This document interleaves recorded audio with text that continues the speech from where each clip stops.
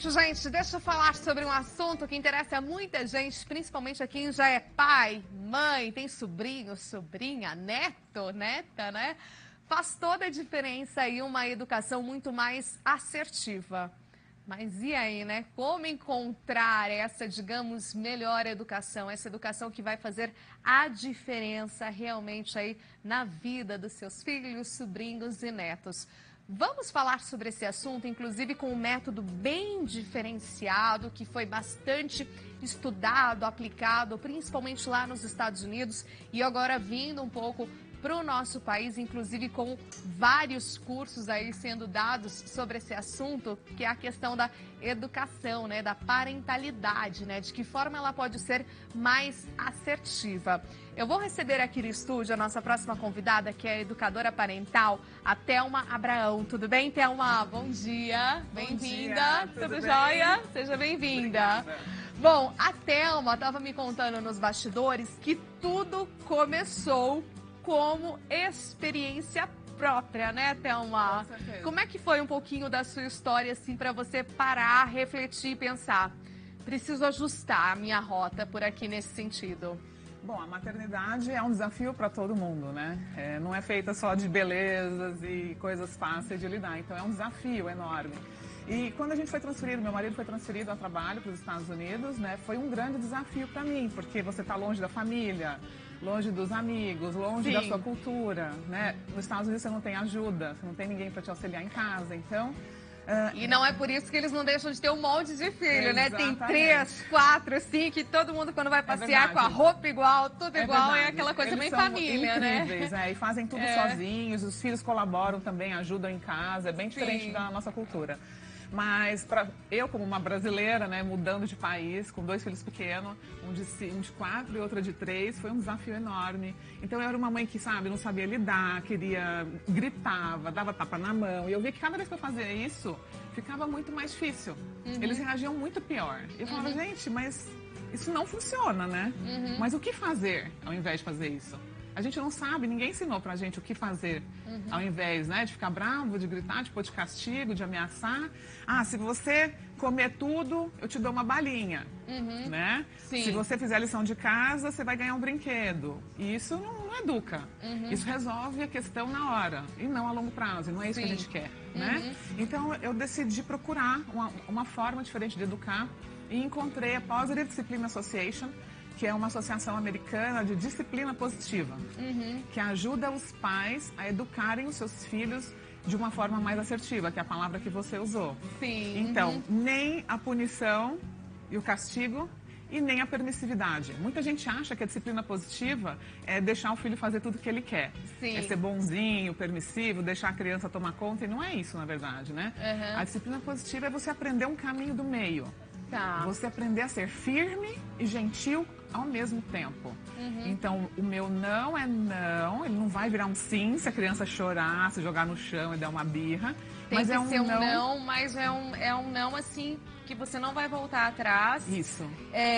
Porém, não aquele não, digamos assim, através de uso de Agressividade, tapa, agressividade. nada disso. Não é assim, é não porque não e acabou, eu falei que não, não é isso. Filho, mamãe te ama, mas a resposta é não. Por isso, por isso, por isso. E Dá, firme de no seu certa não. forma, uma explicação, entre Claro, aspas. sempre. Porque a criança precisa entender por que é não, né? Ela tem que entender por que ela não pode fazer aquilo. E tem que fazer sentido, né? Não é Sim. assim, ah, não, eu não vou deixar você subir ali porque eu tenho medo. Não, a criança ela tem que ter liberdade para experimentar a vida, até para ela errar e aprender com os próprios erros. E olha só, Senão, também, se for tudo muito punitivo, né, corre o risco dela crescer assim, sem aquela liberdade de criação, de criatividade. Também tem Exatamente. muito isso, né? Bom, a Muito. pessoa sempre vai se sentir nunca autoconfiante, isso autossuficiente. mesmo. Porque qual que é a intenção da disciplina positiva? É criar adultos resilientes, adultos que vão superar as dificuldades da vida, que eles vão ter um alto senso de capacidade. Eu posso, eu consigo, eu sou capaz. E na disciplina positiva, os erros não são motivos para punição. Eles são oportunidades de aprendizado. E o que é muito diferente. Então, na educação tradicional, uma criança erra, o que você faz? Você põe de castigo. Vai lá pensar no que você fez. Gente, criança pequena não pensa no que fez. A única coisa que ela sente é raiva. Fica brava, fica triste e pensa, puxa, como é que essa pessoa que fala que me ama tá me castigando, tá me fazendo sofrer? Já começa uma associação errada de amor desde a infância. Quantas pessoas crescem, têm de se relacionar, não acreditam no amor, têm medo de ser traído, medo de sofrer? Tudo por conta disso. De onde disso. vem? Né? Então, assim, a gente quer com isso desenvolver a autoestima. Outro grande... Por exemplo, nesse caso, né, se fez alguma coisa errada e que não alegrou, né, não deixou os pais assim, né, enfim, ou quem cuida, de certa forma, dessa maneira um pouquinho tá errado, preciso falar. Qual que seria a saída? A saída é você chamar a criança, abaixar na altura dos olhos dela e falar, filho, isso que você fez... Não deve, o que você acha que está certo o que você fez? Perguntas, é a melhor coisa. Você acha certo isso que você fez? Antes da correção, o que é importante? Conexão. Olho no olho. Vem cá, filho, por isso que é importante abaixar. Se conecta com o filho. Você acha certo isso que você fez? Normalmente a criança sabe quando ela está fazendo algo, né? Sim, ela vai falar sim ou não. Filho, então o que você poderia fazer da próxima vez para isso não acontecer mais? Olha a diferença. Sim, você está trazendo para ele o quê? Primeiro, respeito, conexão. E dando a oportunidade dele decidir, da próxima vez, então eu não vou fazer assim, porque ele entendeu por que não é pra fazer assim. Então você tem que dar uma explicação. Ah, você derrubou a tinta no chão? Gosto muito de falar, porque criança adora, né? Por exemplo, brincar. Sim, ou pintar, de repente começa uma sorte de pintar a parede. O sofá. A tinta que a mamãe comprou é pra pintar o papel, ela explica. Porque daí quando a criança entende, da próxima vez ela tende a não repetir. É diferente quando você coloca de castigo. E mesmo porque, entre aspas, tem aquele inconsciente ou subconsciente que ele quer agradar no fundo dos pais, né? Então tem muito disso, ou agradar, ou chamar a atenção negativa. Por que existe aquele comportamento repetitivo negativo, que os pais ficam tão irritados, né? Ou a criança sempre dá birra, ou ela sempre está se mal comportando, fazendo algo que não é para fazer. O pai todo dia fala a mesma coisa. Porque ela quer chamar a atenção. De uma forma negativa. Então a disciplina positiva fala que o ser humano, ele nasce com uma necessidade básica emocional e ele necessita receber atenção positiva todos os dias. E poder. O que é poder? É eu sou capaz. Eu sou capaz de vestir a minha roupa, eu sou capaz de colocar o meu sapato, eu consigo pegar no lápis e escrever, fazer os números, eu consigo comer sozinho. Então, tem muita mãe que não deixa, faz pro filho o que ele poderia fazer por ele mesmo. Sim. E todas as vezes que a mãe vai fazer pelo filho o que ele poderia fazer por ele mesmo, ela tá atrapalhando o desenvolvimento da criança. Entendi. Então, assim, quando começa a comer com o garfo, com o talher e tal, deixa. Estimula para comer ainda mais. Filho, você consegue, que ótimo que você conseguiu. Eu sabia que você ia conseguir. Eu sabia que você é capaz de comer sozinho, entendeu? E aí e deixa, roupa. 2 anos, já começa a falar, você já consegue, vamos colocar sozinho? Então, assim, muitas vezes a mãe quer super proteger, dá banho, põe a roupa e a criança tá lá, né? E vai crescer um adulto que não vai aprender a se cuidar. Entendeu? Então, tipo assim, ensina o filho a tirar o prato da mesa, a guardar os próprios brinquedos depois que brinca, pegar a roupa suja e pôr no cesto de roupa suja, porque isso você está ensinando responsabilidade, desde muito cedo, né? E lá na frente vai ser um cidadão na sociedade diferente do que a gente tem, né? Uma pessoa mais que respeita o próximo, que respeita ela mesma. E hoje em dia é tão engraçado, né, que a gente vê muitos jovens, né, com essa, digamos assim, já existe, né, não sei se nessa geração, um pouquinho de falta de respeito mesmo, né, do que a gente... E não tão longe da minha geração, né, mas é tão engraçado, né, e isso foi devido a erros realmente muito punitivos ou muita liberdade? Errar, né, Renata? Errar a gente vai errar sempre, porque a gente é humano, mas a gente pode aprender a errar menos. E educar é ciência, educar é ciência. Ninguém educa por instinto. Você pode ter um filho por instinto, mas você não educa por instinto. Você tem que aprender a educar. Você tem que estudar para ser pai, para ser mãe. Isso é ciência. Né? Qual é a melhor forma de lidar com o meu filho? Por trás de uma criança existe um ser humano que tem toda a questão emocional, né? Exato, e cada filho tem uma personalidade, até gêmeos, né?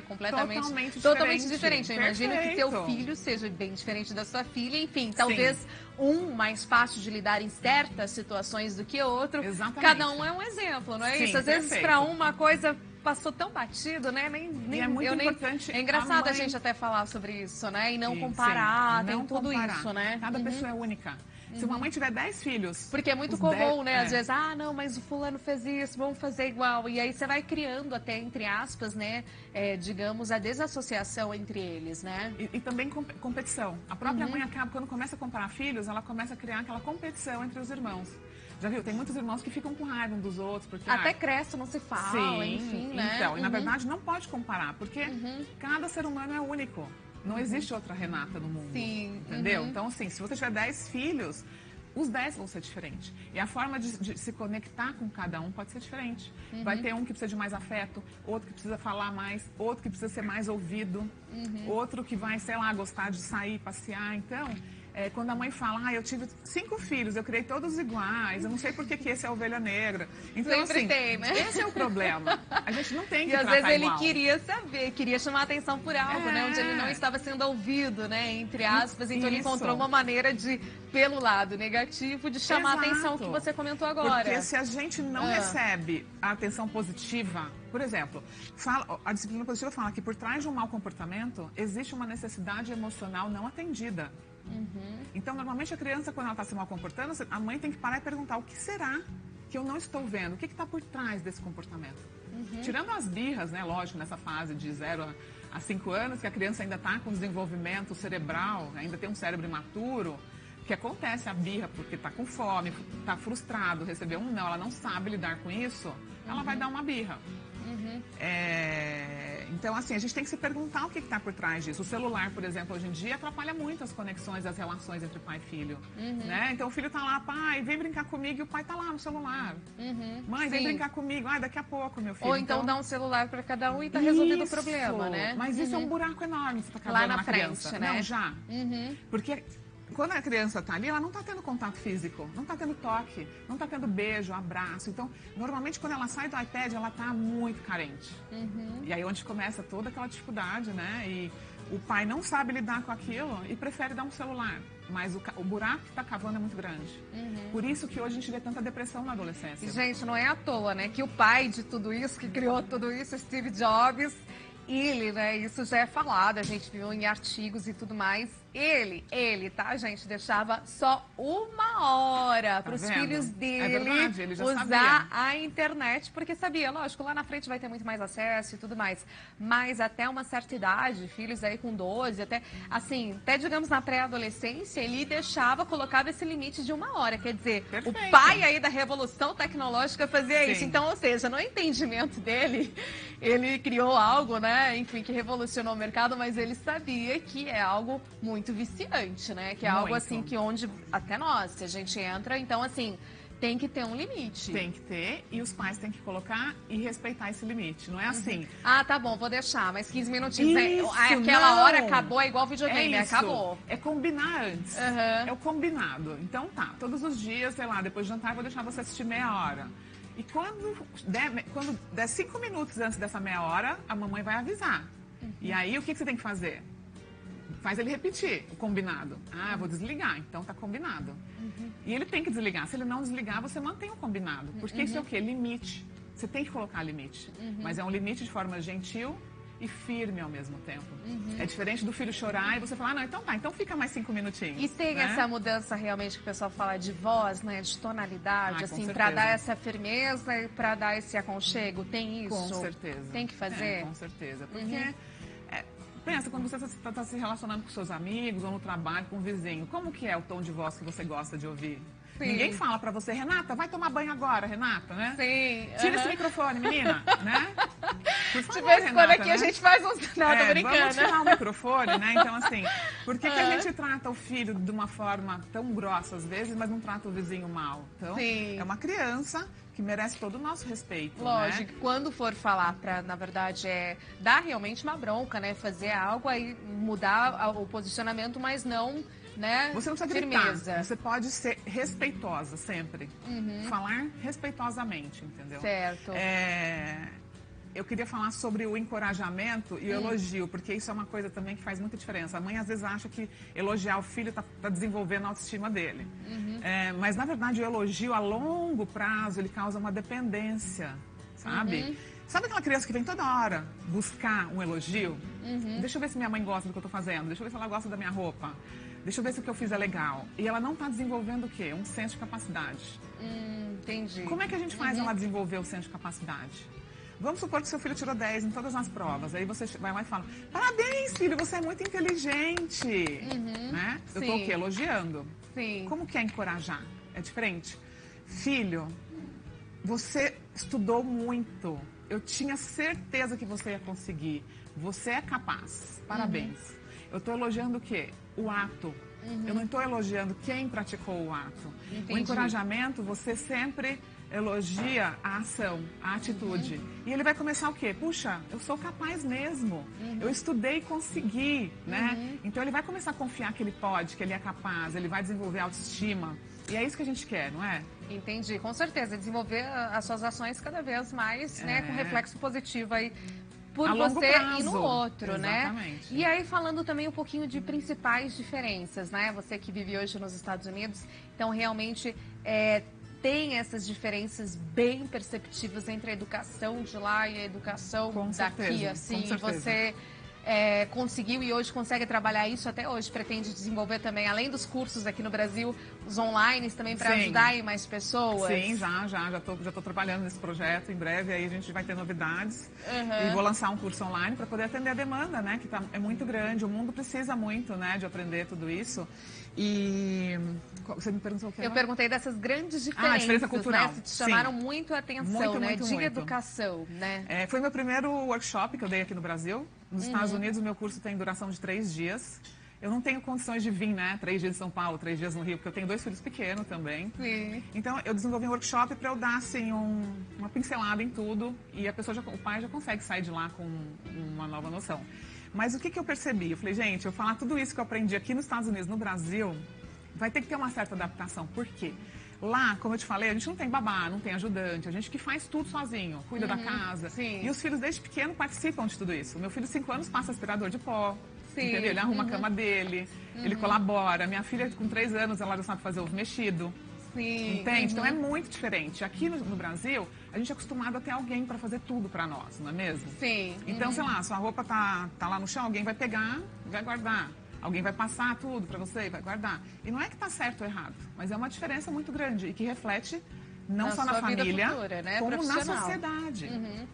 Olha o brasileiro, né? Quantas vezes a gente fala, brasileiro é folgado. Eu gosto muito de dar esse exemplo da faixa, né? Quando você vai em algum mercado ou numa farmácia e tem um cara que parou lá, pegou 2 vagas. E o que é isso?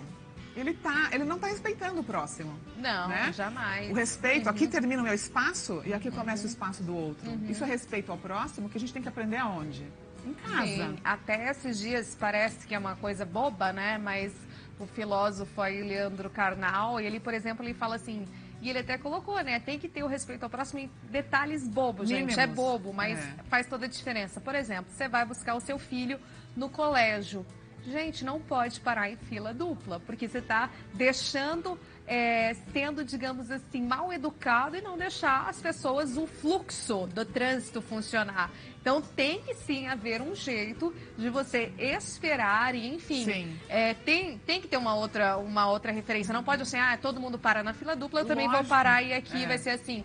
Então, quer dizer, ele deu um exemplo tão bobo, mas que a maioria das pessoas fazem e que está completamente errado. Porque no nosso subconsciente, não, tudo bem, todo mundo está fazendo, eu também estou parando aqui. Não, mas e o cara que está dirigindo ali atrás e ele quer passar? Exatamente. Então ele tem que esperar. Então tem esse dia a dia, esses detalhes, e que parecem bobos, mas que não, tem que começar dos detalhes. Sim, né? E uma coisa muito importante disso que você falou, a gente educa pelo exemplo, não é pelo que você fala. Sim. Se você fala, filho, não joga o lixo no chão, e você joga. Pô, mas meu pai está sendo incoerente, então você vai aprender muito mais pelo não exemplo. fala palavrão, e você fala, não seja mente, grosso. filho, não minta. Aí eu tô no telefone, alguém liga lá, né, atende o telefone, filha, fala que a mamãe saiu.